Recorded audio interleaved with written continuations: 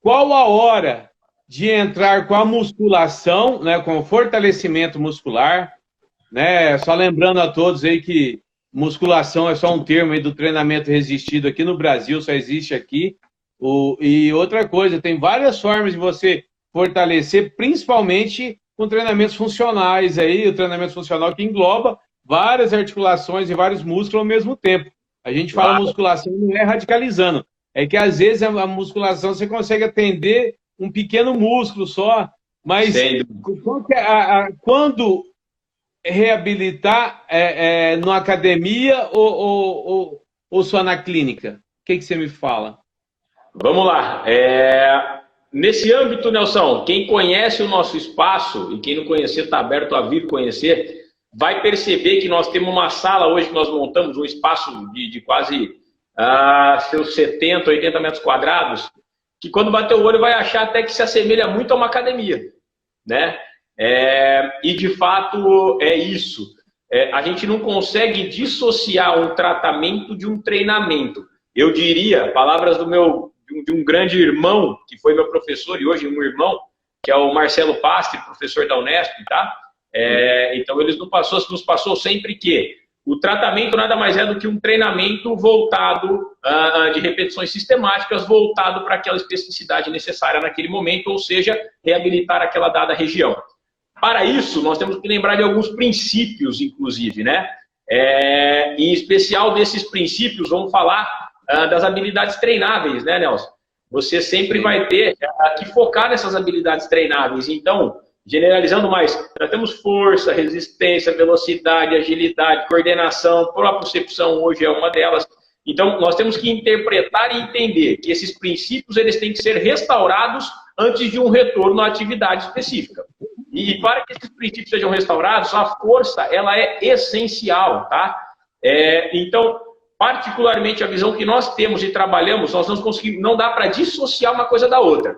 Eu diria que a reabilitação, vamos focar em 3 âmbitos aí principais. O primeiro deles, contenção de processo inflamatório, tá? Hoje a gente utiliza vários recursos terapêuticos para isso, seja eletrotermofototerapia, como quiser chamar, e junto disso também o processo já de soltura e quebra de um processo que é extremamente importante na reabilitação, chamada inibição reflexa, tá? Que nada mais é essa inibição reflexa do que uma inibição do controle neuromuscular via sistema nervoso parasimpático, ou seja, isso é involuntário. E um dos fatores que causam isso é a dor. Então a gente tem que evitar a dor, mas quebrar a inibição, fazer com que a gente tapear, nada mais é do que isso, tapear o nosso sistema nervoso central e mostrar para ele que tem que haver uma nova contração para que haja uma boa reabilitação, tá? Então, dentre isso que você falou, eu diria o seguinte, a gente primeiro quebra esse processo de inibição reflexa, trata esse processo inflamatório, aí nós vamos para o ganho de amplitude de movimento e focamos muito na ativação neurocoordenativa, neuromuscular. E um terceiro ponto, força. Porém, vamos lá, eu não acho que isso tem que ser seguido como uma escadinha, tá? Eu gosto muito de que isso seja associado, um trabalho associativo, desde que a gente compreenda o momento que o nosso paciente, o atleta está e note quando é possível associá-los, tá? Então, o trabalho de força em academia, quando a fisioterapia não oferece isso, ela tem que ser feita dentro do ambiente de academia. E veja, a transição é de extrema importância ao profissional da educação física estar ao nosso lado, tá? É de extrema importância, porque ele vai dar continuidade. Eu, particularmente, tenho que ter um cuidado grande para não entrar em outras áreas, para não afetar nada que eu acho que um outro profissional, quem tem que estar ali, é ele quem estudou, ele quem compreende aquilo. Então, eu até fiz uma pós de fisiologia do exercício e treinamento para poder compreender um pouco, porque eu estava no âmbito do esporte, então eu achava isso muito importante, né? Então, só exemplificando, eu prefiro no início, quando entra nessa fase, trabalhar a parte de isometria, tá? Alcançando a amplitude máxima de movimento que eu puder, mas isometria com cargas progressivas. Apenas depois que eu alcanço uma amplitude grande, aí eu começo a progredir, tá? na isometria, e uso também de borracha, resistência elástica, acho extremamente importante, no início com movimentos rápidos de baixa amplitude. tá? Para não afetar mais nada que tem ao redor. E aí sim, após isso, entra no trabalho de força. Mas ao entrar no trabalho de força, se já houver um profissional da educação física envolvido, eu sempre entro em contato e faço esse meio campo transitório entre as áreas, né? Que eu acho isso de extrema competência do profissional da educação física e nós temos que andar próximo e falar a mesma língua, tá? Então, é importante o ambiente clínico, mas ele é associado ao ambiente de academia, ao ambiente de musculação, ao ambiente funcional quando necessário. E hoje, Nelson, uma coisa bastante atual, desde o princípio, quando a gente trabalha um desses princípios biológicos do treinamento, a gente fala na propriocepção. Ela é uma medida de extrema prevenção, porém de tratamento também.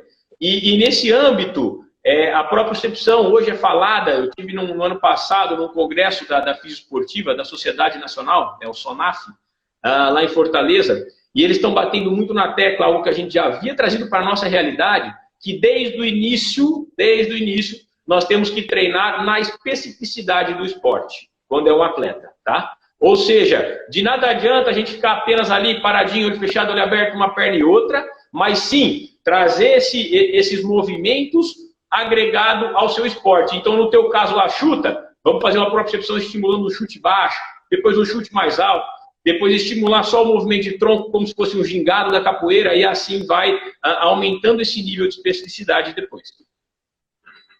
Com certeza, falou tudo aí. Brunão, é o seguinte, a gente, sempre que a gente fala, eu até fiz uma chamada aí para falar da nossa live hoje e falei quem tem força e amplitude de movimento não tem dor, né? Não podemos radicalizar, mas é mais ou menos isso aí. E nós, educadores físicos, aí, sempre que a gente pensa como você diz aí, o principal aí, uma das variáveis principais aí, né?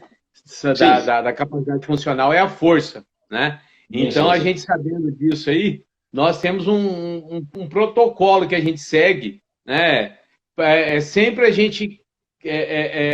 eu estou dizendo isso para fazer uma comparação com você, principalmente o nosso grande doutor Gabriel Chialeiro, que acabou de entrar aí, ele sempre me falou isso.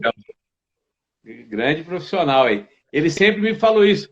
Nelson, trabalha com pouca amplitude, né? Depois que você ganha essa amplitude e sem dor, para não inflamar mais ainda, aí você aumenta um pouco essa intensidade aí, que é exatamente o que o pessoal chama de carga, né? Então, para você aumentar a carga, primeiro você ganha amplitude. Só que o legal é que o músculo não sabe contar e nem pesar, né? Então, né? O legal é você indo pelo feeling ali, não só sentindo ali, enquanto não há dor, você vai ganhando essa amplitude. Chegou num ponto, você volta e vai pondo pequenas cargas e volta do zero, com pouquíssima amplitude, e vai, nem se demorar, nem se não for hoje, nem amanhã, nem semana que vem, não tem hora e nem dia, né? Se chegar no mesmo momento, no ângulo legal, você já volta lá em cima. O legal é que as pessoas devem evitar sempre colocar, não doeu, já mete uma carga, pô, e vai descer lá embaixo. Às vezes, no meu caso do joelho, aí, com as orientações de vocês aí, o que eu sempre fazia? Às vezes eu ficava alguns dias, a minha perna atrofiava muito, eu não aguentava andar. Aí a cadeira extensora eu não aguentava fazer por nada. O que eu fazia? Eu ficava com a perna parada, esticada, né, fazendo isometria, eu descia um pouquinho, que é o que a gente chama aí da ativação neuromuscular. Então, para o músculo saber que ele vai se mexer, né? Exato. Então, é mais ou menos isso aí que funciona? É exatamente dessa forma, né? Como eu disse anteriormente, Nelson, a gente tem que respeitar esses princípios, tá? E aí, voltando até naquela conversa nossa inicial, por isso a importância do profissional estar diretamente ligado ao paciente 100% do tempo, tá? Para que a gente possa ter não só esse feeling, mas também alguns critérios de avaliação para compreender que ele chegou no grau de amplitude, que ele não tem a dor de fato, que aquela musculatura não inibiu novamente E aí a gente consegue estabelecer um processo de carga. Porque tem que ser seguido aquilo que eu disse, tá? Isso tem que ser seguido.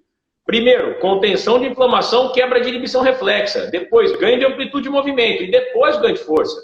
Se isso for atropelado, você pode esquecer. É chover no molhado, é dar burro em pão de faca. Não vai ter evolução gradual da forma que a gente necessita, tá? E tem um detalhe. Por mais que a gente queira, no âmbito esportivo, um grande processo rápido de melhora, nós necessitamos respeitar e não ter pressa, tá?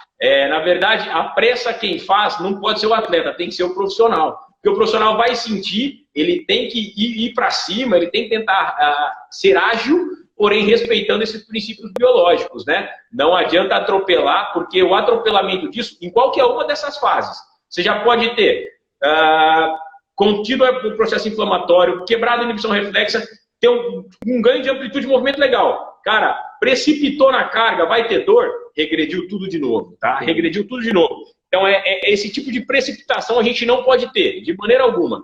Então, isso cabe muito ao profissional de fato. Isso aí a gente tem que bater no peito e assumir. Tanto para, se errar, voltar atrás e começar do zero, tá? E, obviamente, para falar, ó, reabilitou rápido porque eu tive o feeling, eu avaliei, eu estabeleci critérios e subi na hora certa a carga. Nossa, falou tudo aí, falou muito. Olha só, galera, para quem não tá entendendo, resumindo aí, uma criança nunca corre, primeiro ela aprende a andar, né? Então tem que começar sempre o passo a passo aí. Às vezes as pessoas têm uma lesão de joelho, né? E não está naquela fase aguda, né? Não está inflamadão. Só que ela também não tratou. No primeiro tropeço que ela dá na rua, ali na primeira levantada de perna, inflama tudo de novo. Por falta desse fortalecimento, né? Do ganho dessa amplitude de movimento e principalmente com esses cuidados aí do passo a passo, que vem primeiro, que vem depois, né? Isso é bastante importante aí. Brunão, e uma coisa que eu sempre aprendi com vocês aí foi o seguinte, eu tento fazer essa ativação neuromuscular, que as pessoas mais leigas chamam de aquecimento, né? Vai estar recrutando essas fibras, eu vou estar fazendo, não doeu eu aumento a amplitude, não doeu eu aumento a carga, tudo de uma forma bem gradativa, como a gente falou, e quando acabar tudo isso, via de regra, o gelo, tem que ter um gelo, ele ajuda muito. Qual a importância do gelo nesse momento? Tá, vamos pensar nos aspectos aí, tá? Primeiro, se for de um aspecto de reabilitação, de fato. Então, você foi lá, de fato, reabilitou. Reabilitação que eu falo, uma lesão aguda, tá? A gente fez a reabilitação, tratou, conseguiu estabelecer esses aspectos de elevação, como eu disse. Conteve inflamação, ganhou amplitude, ganhou força, tá? Vamos dizer que já está voltando à especificidade do esporte. É recorrente que a gente solicite o uso da crioterapia ou do gelo, né? Após os esforços. Por quê? E eu acho legal de falar rapidamente, porque pouca gente sabe. O pessoal fala assim, ó, vamos usar o gelo. Mas qual que é a função do gelo primeiro? O que o gelo faz para a gente primeiro, tá? Nós somos seres homotérmicos, né? E assim sendo, quando a gente coloca o gelo numa dada região, nossa pele esfria e a gente tem aquela capacidade de tentar aquecer aquela região. Então, onde a gente coloca gelo, há um fluxo sanguíneo aumentado para aquela região. E é importante ressaltar que as células anti-inflamatórias produzidas pelo nosso próprio corpo, elas vêm junto com esse fluxo inflamatório, junto com esse fluxo sanguíneo. Ou seja, aumentando o fluxo sanguíneo, a gente aumenta o fluxo de células anti-inflamatórias para a região. Assim sendo, o que a gente pode fazer sempre e deve fazer num processo, após um processo pós-operatório agudo, onde estamos voltando à atividade já, sim, durante um período, colocar o gelo a fim de prevenir novos processos inflamatórios, tá? E lembrando, o gelo, ele é um anti-inflamatório natural, ele não vai bater dentro do teu organismo, fígado, rim, nada disso, não vai gerar sobrecarga e às vezes não vai ter nenhuma outra compensação bioquímica interna, tá? Então, é importante sim o uso do gelo. Porém, vamos falar num outro aspecto. Quando a pessoa tem uma lesão crônica, tá? Então, ela já recuperou, às vezes uma tendinite, às vezes um processo de degeneração de cartilagem, assim vai. O que eu falo muito, se for exercícios que influenciariam para causar uma nova agudização da dor, é de extrema importância que use. Então, exercícios de alto impacto, Ou, às vezes, vai um atleta de futebol, vai jogar num campo, o campo tá duro, né? Eles falam, o campo tá duro hoje e tal. Pode causar um probleminha? Pode. Utiliza o gelo, utiliza o gelo. Agora, via de regra, não são todos os dias que você vai utilizar se isso já está num processo crônico, mas sempre que houver um risco de uma nova agudização. Pô, legal. Agradeço a presença de todos os amigos aí que estão participando com a gente aí. Muito obrigado aí pela participação. Tá? Ô Nelson, tem muita fera aí que eu vi também, não comentei. Além de amigos pessoais aí, pacientes aqui da clínica, no âmbito do esporte aí, ó, entrou agora o Rick. O Rick joga na Europa, jogador de futebol, camisa 10, embaçado. Felipe Ruivo, seleção brasileira de basquete, também eu vi que entrou aí acompanhando a gente. Marcelinho Guimarães, treinador de futebol aqui de Prudente, grande nome. Gabriel Chialeiro, como a gente falou, nosso ortopedista aí também de Prudente acompanhando a gente. E outras tantas feras aí que eu vi, cara. Perdão se eu esqueci o nome aí, eu não sei nem ver quem está aqui online agora. Eu entendo de tecnologia igual eu entendo de mecânica de aeronaves, nada. Né? Opa! O delay já deu um toque que a gente tem 5 minutos aí para cair e voltar novamente aí. Essa semana, na quarta-feira, eu estou fazendo live sobre campeonatos, né? Sempre os tetracampeões, bicampeões mundiais aí. E é o pessoal que a gente convive ali esses anos todos, aí, disputando esses mundiais. Desde 2007 eu venho sendo árbitro já. Então a gente está vendo, inclusive um dos objetivos da live é, assim que finalizar meu doutorado, a gente está escrevendo um livro aí falando de tudo sobre campeonato aí. Interessante. Legal, infelizmente a minha falta de conhecimento tecnológico aí, a nossa live caiu, cara, eu não consegui salvar, perdi tudo.